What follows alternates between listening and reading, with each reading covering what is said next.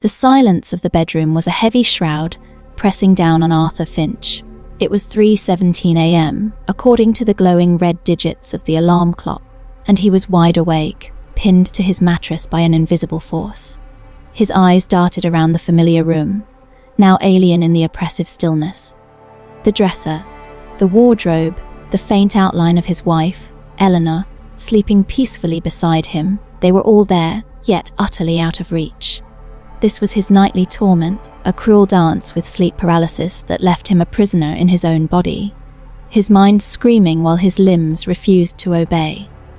Tonight, however, there was something new, something profoundly disturbing. A faint, cloying scent, like stale perfume mixed with something metallic, hung in the air. It was subtle, almost imperceptible, but it pricked at the edges of his consciousness, a discordant note in the symphony of his fear. He tried to move, to twitch a finger, to even just blink away the creeping dread, but the paralysis held him fast. He could only listen and smell and feel the cold prickle of unease spread through him. When the sun finally broke through the curtains, releasing him from his nocturnal prison, Arthur bolted upright, gasping for air. The scent was gone, replaced by the faint aroma of Eleanor's usual lavender sachet. He rubbed his temples, trying to shake off the lingering terror. As he swung his legs out of bed, a sharp ache in his hip made him wince. He glanced down, and his breath hitched. A dark, purplish bruise bloomed on his upper thigh, just above his knee. It was an angry, undeniable mark, and he had no memory of how it got there. This was not the first time. For weeks, Arthur had been waking with unexplained aches and faint, almost imperceptible bruises. A tenderness in his shoulder, a slight soreness in his lower back, a strange friction burn on his wrist that faded by midday. He had dismissed them as side effects of his sleep paralysis, perhaps accidental self-inflicted injuries during a struggle he couldn't recall. But the scent tonight, and this new, prominent bruise, felt different. It felt deliberate. Eleanor stirred beside him, stretching languidly. "Morning, sleepyhead," she murmured, her voice soft and warm. She turned, her eyes still heavy with sleep, and smiled. "Rough night again." Arthur forced a smile back, a knot tightening in his stomach. "Just the usual," he lied, pulling his pajama bottoms down to cover the bruise. He watched her, a woman he had loved for 10 years, a woman who shared his bed, his life. Could she possibly know anything about this? The thought was absurd, monstrous. Yet it lingered, a tiny, insidious seed of doubt. Over breakfast, Arthur tried to act normal, discussing his upcoming work project, listening to Eleanor talk about her new online craft business. She seemed perfectly ordinary, perfectly loving. But as she leaned across the table to pour him more coffee, he caught a whiff of her perfume, and beneath it, a faint echo of the metallic scent from the night before. His hand trembled, sloshing coffee onto the tablecloth. "Arthur, are you all right?" Eleanor asked, her brow furrowing with concern. "You seem a bit off." "Just tired," he mumbled, dabbing at the spill. Long night. The next few nights were a blur of heightened anxiety. Arthur tried to stay awake, to fight the paralysis, but it was an indomitable foe. Each morning brought new, subtle evidence, a faint, unfamiliar scent on his pillow, a lingering chill in the room, a new, small bruise on his arm. He began to feel like a ghost in his own home, an unwitting participant in a secret life that unfolded while he was helpless. He started researching his condition more intensely, hoping for an answer, a medical explanation for the physical marks. But every article, every forum, spoke only of the mental terror, never of tangible injuries. The logical part of his brain screamed that he was imagining things, that the stress of his sleep paralysis was manifesting as paranoia. But the growing dread in his gut told a different story. One afternoon, while Eleanor was out running errands, Arthur made a decision. He drove to an electronics store, his heart pounding with a mixture of fear and grim determination. He bought a small, discreet night vision camera, the kind used for home security. He also picked up a motion-activated sensor that could trigger recording. He felt like a spy in his own home, a betrayal of the trust he and Eleanor shared, but the alternative, living in this terrifying uncertainty, was unbearable. He spent hours setting it up, carefully concealing the camera amongst his books on a high shelf, angled perfectly towards their bed. He tested the motion sensor, ensuring it would only activate if there was significant movement in the room. He felt a cold dread settle over him as he finished, knowing that by morning, he might have answers he desperately did not want to find. That night, Arthur lay in bed, feigning sleep. Eleanor came to bed an hour later, her movements quiet. He heard her soft breathing, felt the warmth of her body beside him. He waited, his heart a drum against his ribs, for the familiar onset of paralysis. It came. As always, swiftly and mercilessly, locking him down. He lay there, a statue of terror, his eyes fixed on the ceiling, waiting for whatever horrors the night held. Hours passed. The room was still. He was beginning to think he had been foolish, that his paranoia had gotten the better of him. Then he heard it, a faint click. The sound of the bedroom door slowly opening. He saw Eleanor's silhouette rise from the bed, moving with an unnatural stealth. She walked to his side of the bed, her movements precise. He felt a light touch on his arm, then a cool, damp cloth pressed against his mouth.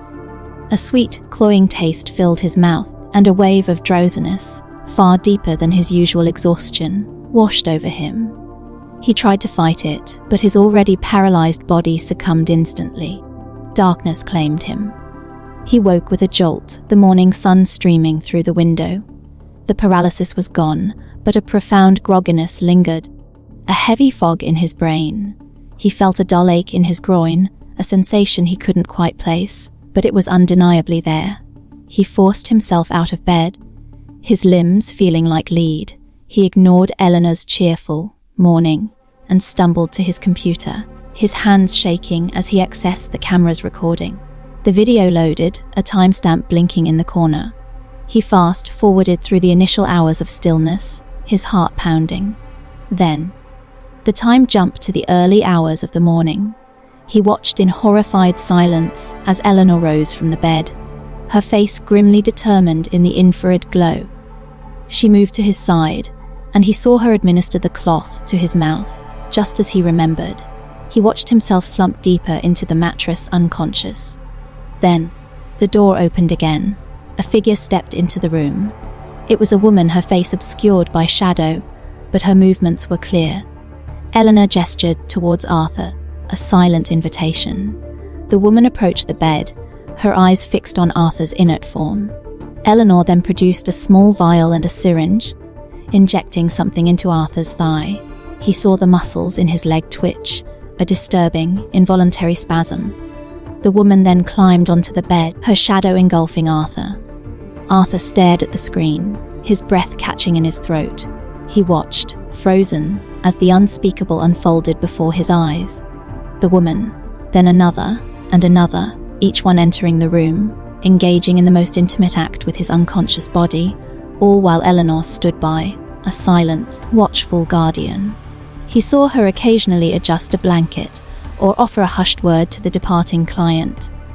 The footage was grainy, but the truth was stark, undeniable. His wife, the woman he loved, was selling him. Selling his body, his intimacy, while he was drugged and helpless. A guttural sound escaped his throat, a mix of disbelief and pure, unadulterated rage. He slammed his fist on the desk, the monitor shaking. The images burned into his mind, an inferno of betrayal. The bruises, the smells, the grogginess, it all made a horrifying, coherent sense. He spent the rest of the day in a daze, the video replaying in his mind. He couldn't look at Eleanor, couldn't speak to her without feeling a violent tremor run through him. She noticed his distant demeanor. "Arthur, what's wrong?" she asked that evening, touching his arm. "You've been quiet all day. Is it work?" He flinched at her touch, pulling away. "No," he said, his voice flat, devoid of emotion. "It's not work." He walked away, unable to bear her presence, the hypocrisy of her concern. He began to plan. The rage was a cold, hard stone in his chest, sharpening his mind, pushing aside the grief. He needed to know why. He needed to understand the depths of this depravity. And then he needed to make her pay, He continued to feign ignorance, playing the part of the confused, sleep-deprived husband. He watched Eleanor, observing her routines, her subtle tells. He noticed her furtive glances at her phone, the hushed conversations she had in the other room. He even saw her receive a small, unmarked envelope from a woman who visited her craft store, a woman he now recognized from the video. The pieces of the puzzle clicked into place, forming a monstrous picture. One night, he decided to confront her. He waited until she was asleep, then he slipped out of bed, retrieved the camera, and connected it to the living room television. He knew this would be the final, irreversible step. He woke her gently, his voice calm, almost unnervingly so. "Eleanor," he said, shaking her shoulder, "wake up. There's something I need to show you." She blinked, disoriented. "Arthur, what's going on?" "It's the middle of the night. Just come to the living room," he insisted, his tone leaving no room for argument. She followed him, grumbling, her eyes still heavy with sleep. She sat on the sofa, rubbing her eyes, as he pressed play on the remote. The grainy, infrared footage filled the screen. Eleanor watched, her eyes widening in slow motion as the scene unfolded. Her initial confusion morphed into recognition, then horror, and finally a chilling, blank expression. She saw herself, moving silently in the night, administering the drug, ushering in the clients. She saw the vile acts committed against her unconscious husband. When the video ended, the silence in the room was deafening, broken only by the hum of the television. Arthur stood over her, his face a mask of cold fury. "Explain," he demanded, his voice a low growl.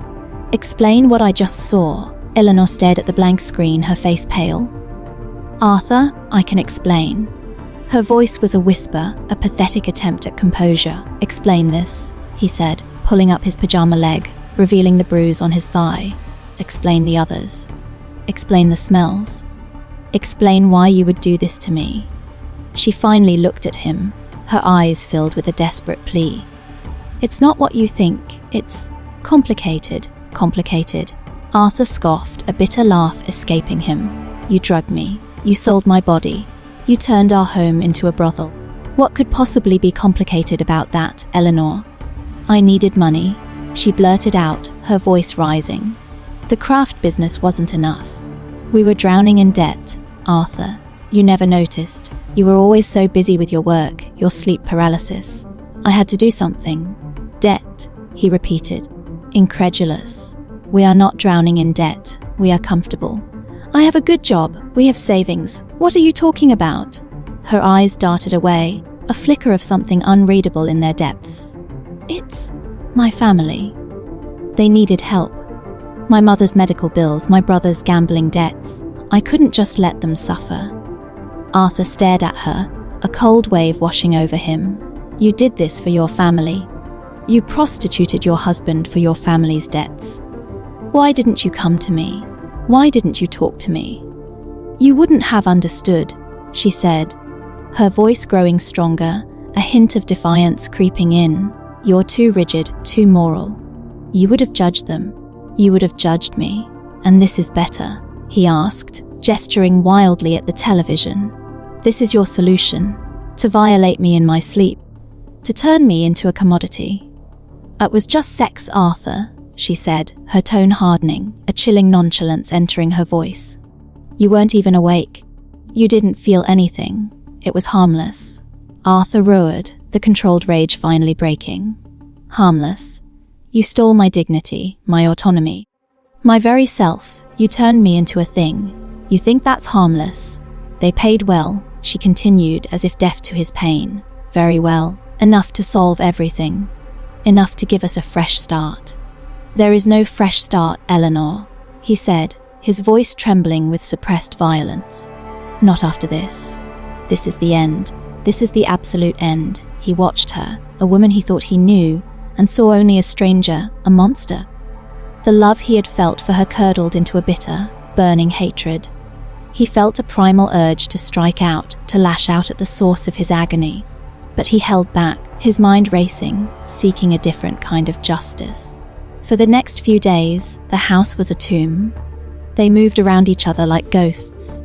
the air thick with unspoken accusations and simmering resentment. Arthur ate little, slept less, his mind consumed by thoughts of revenge. He considered going to the police, but the shame, the humiliation, held him back. How could he explain this? How could he face the world, knowing what had been done to him? He started researching poisons, methods of silent, untraceable retribution. His mind, once focused on his work, now meticulously planned a different kind of project. He felt a terrifying calm settle over him, a sense of purpose he hadn't felt since the discovery. One evening, Eleanor tried to bridge the chasm between them. "Arthur," she began, her voice soft, "I know you're angry. I know I messed up. But please, let's talk. Let's try to fix this."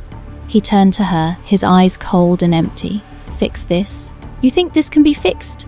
"I love you, Arthur," she pleaded, tears welling in her eyes. "I made a terrible mistake. I was desperate. Please, forgive me." Her words, once so comforting, now sounded hollow, manipulative. He saw through the tears, through the feigned remorse, to the calculating mind beneath. He had seen the footage. He had seen the cold efficiency with which she operated. "You don't love me, Eleanor," he said, his voice devoid of warmth. "You love what you can take from me. You love control. You love your secrets." He walked away, leaving her weeping in the living room. His resolve hardened. There would be no forgiveness. There would only be consequences. He waited for the next scheduled client night, as revealed by the camera's timestamp. He had observed Eleanor's routine. The specific time she administered the drug, the duration of his unconsciousness, the window of opportunity. He knew the drug she used induced a deep, dreamless sleep, but it also left him vulnerable. On the appointed night, Arthur feigned sleep earlier than usual. He felt Eleanor's presence beside him, felt the familiar touch of the cloth on his mouth. This time, he was ready. He held his breath, pretending to succumb, allowing the drug to take effect. But not fully. He had researched the substance, understood its properties. He knew it would render him deeply unconscious, but he also knew that with enough mental resistance, he could retain a sliver of awareness, a faint flicker of consciousness. He felt the familiar descent into darkness, but this time, he fought it. He clung to a single thought: revenge. He heard the door open, heard Eleanor's hushed voice. He felt the bed dip, felt a foreign presence beside him. He felt the familiar, disgusting violation. But this time, he was aware. He was trapped, but he was there. The humiliation was absolute, searing, burning away any last vestiges of his former self. When the client left, and Eleanor moved away, he slowly, painstakingly, began to regain control of his body. The drug was potent, but his rage was a stronger antidote. He lay still, listening to Eleanor's soft breathing, waiting for the opportune moment. Hours later, just before dawn, Eleanor was in a deep sleep.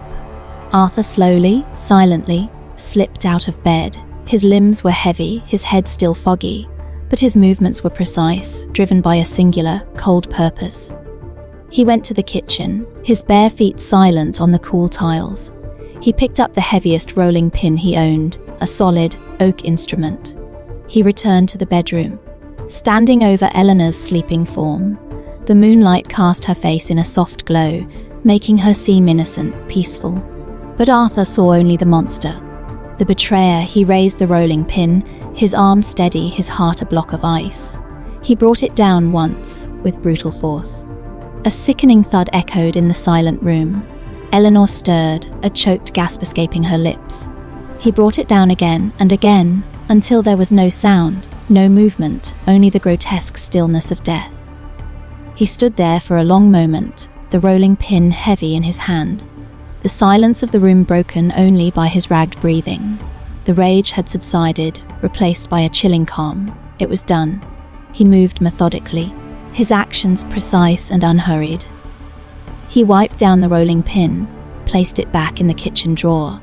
He cleaned the blood from the bed, from the floor, from himself, with a meticulousness born of desperation.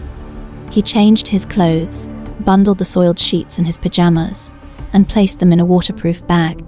He then carried Eleanor's body to their car, wrapping her in a thick blanket, placing her in the trunk. He drove to a remote section of the woods, a place they used to hike, a place that held memories of a happier time. He dug a shallow grave, burying her beneath the roots of an old oak tree. He scattered leaves and branches over the disturbed earth, trying to erase any trace of his actions. When he returned home, the sun was rising. He showered again, washing away the last vestiges of the night's horrors. He then calmly called the police, his voice steady, a practiced tremor of concern in his tone. "My wife, Eleanor," he said. "She's gone. I woke up this morning and she wasn't here. Her car is still in the driveway, but she's just vanished." Detective Miller was assigned to the case, a seasoned veteran with tired eyes and a keen mind. He listened patiently as Arthur recounted his fabricated story. Arthur spoke of Eleanor's recent stress with her craft business, her occasional late night walks to clear her head. He played the part of the distraught husband perfectly, even shedding a few well-placed tears. Miller nodded, taking notes. "Mr. Finch, you mentioned your sleep paralysis. Has that been particularly bad lately?" Arthur paused, a flicker of unease in his chest. "Yes." "Detective, it's been debilitating. I often wake up feeling disoriented, sometimes with ache. It's a terrible condition. And you say you sleep through the night despite this?" Miller pressed, his gaze unwavering. "Mostly," Arthur replied, forcing a yawn. "The paralysis is usually in the early hours. After that, I tend to fall into a deep sleep." Miller's eyes lingered on Arthur for a moment too long, a silent question hanging in the air. Arthur felt a cold sweat trickle down his back. Had he given too much away? The investigation began. Police searched the house, the surrounding area. They found no signs of forced entry, no struggle. Eleanor's phone was found on her bedside table, her last outgoing call to her mother 2 days prior. Her computer showed recent activity on her craft business website, and a few online forums related to knitting patterns. Nothing suspicious. Arthur maintained his composure, answering every question with a calm, consistent narrative. He even offered to help with the search, joining the volunteer groups, his face etched with a convincing sorrow. Days turned into weeks. The police found nothing. Eleanor's family was distraught, pleading for information. Arthur offered his condolences, his support, playing the grieving widower to perfection. He even managed to dispose of the camera and the recording device, burying them deep in a different part of the woods. He believed he had covered every track, but Detective Miller was not convinced. He had seen too many cases, too many grieving spouses who seemed just a little too calm, a little too composed. He kept returning to Arthur's sleep paralysis, the unexplained aches, the subtle inconsistencies in his story. He ordered a deeper background check on both Arthur and Eleanor. The twist began to unravel when Miller's team discovered a series of large, unexplained financial transfers from Eleanor's personal bank account to various offshore accounts over the past year. The amounts were significant, far beyond what her craft business could generate, and the recipients were untraceable shell corporations. This contradicted Arthur's story of Eleanor being stressed about her business and his own claim of financial comfort. Miller then focused on Eleanor's online activity. While her public profiles showed only craft-related interests, a deeper dive into her digital footprint revealed a hidden, encrypted messaging app. It took a team of forensic specialists days to break through the encryption. What they found was a chilling network.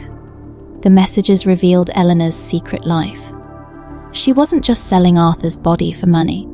She was part of a much larger, more sinister operation. The clients were not just random individuals seeking illicit encounters. They were members of an exclusive underground society, a cult that believed in the transfer of life force through intimate acts with an unconscious, poor vessel. Arthur, with his unique sleep paralysis and perceived innocence, was considered the perfect conduit. The money Eleanor received was not just for her family's debt. It was a payment for her role in this cult, a reward for providing access to the vessel. She was a high-ranking member, a facilitator, gaining power and influence within their twisted hierarchy. Her family's supposed debts were a convenient lie, a cover story for her true motivations: power, control, and a chilling belief in the cult's dark rituals.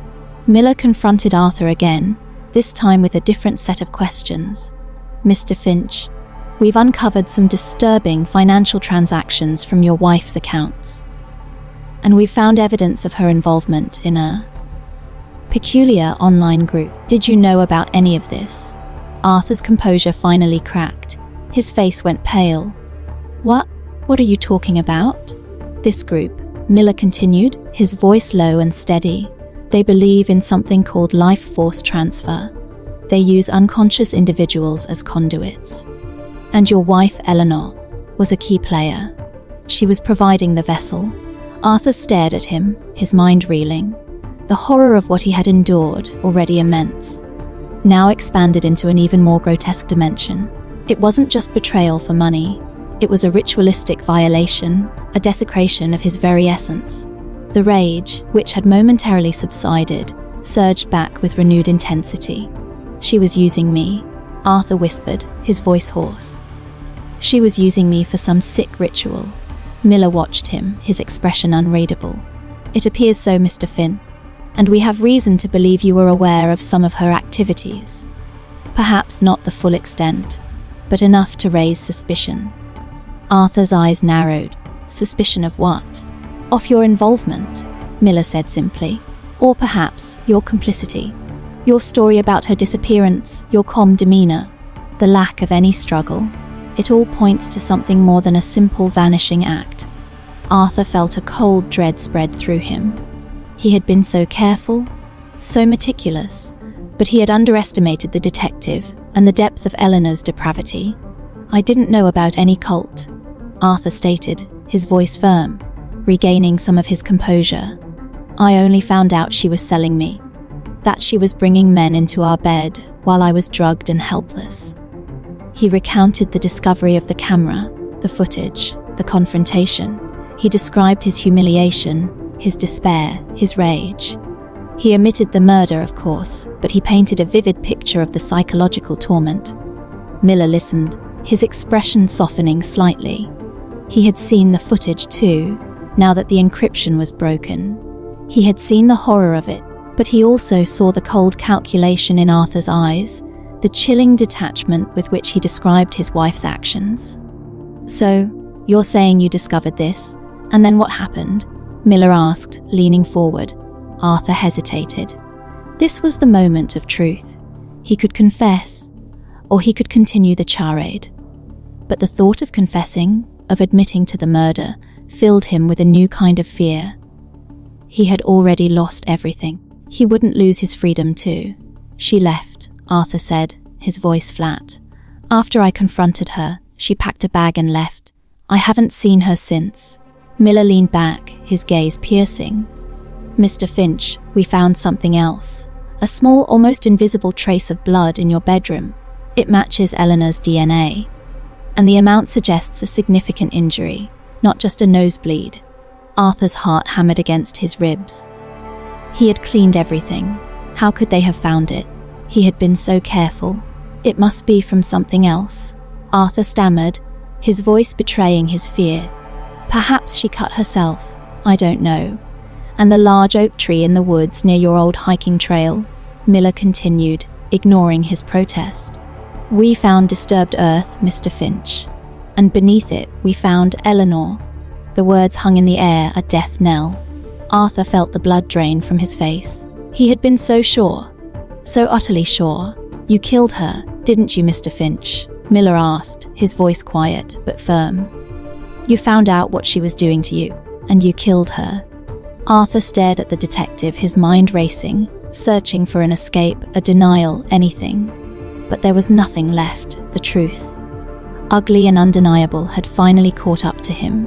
He had sought revenge, a twisted form of justice, and now he would pay the ultimate price. He sank back into the chair, his shoulders slumping. The fight had left him. The rage, the fear, the carefully constructed facade, it all crumbled. "Yes," Arthur whispered, his voice barely audible. "I killed her. She deserved it. She deserved to die for what she did to me. The confession hung in the air, heavy with the weight of unspeakable acts and their devastating consequences.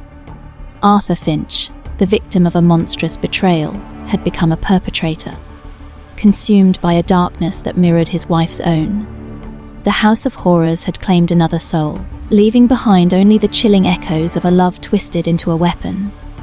Lessons learned and advice. This story, as harrowing as it is, offers several profound lessons. First, it underscores the critical importance of open and honest communication in any relationship. Arthur and Eleanor's marriage, despite its apparent comfort, was built on a foundation of unspoken truths and hidden anxieties. Eleanor's desperation, whether real or fabricated, was never shared, leading her down a path of unimaginable depravity. Had they communicated about their financial situations, their fears, their needs, this tragedy might have been averted. Second, the story highlights the insidious nature of secrets. Eleanor's secret life, fueled by a desire for control and a twisted belief system, ultimately destroyed not only her husband's peace of mind, but also her own life. Secrets, especially those that involve profound betrayal, fester and grow, consuming everything in their path. Third, it serves as a stark warning about the dangers of unchecked rage and the pursuit of personal revenge.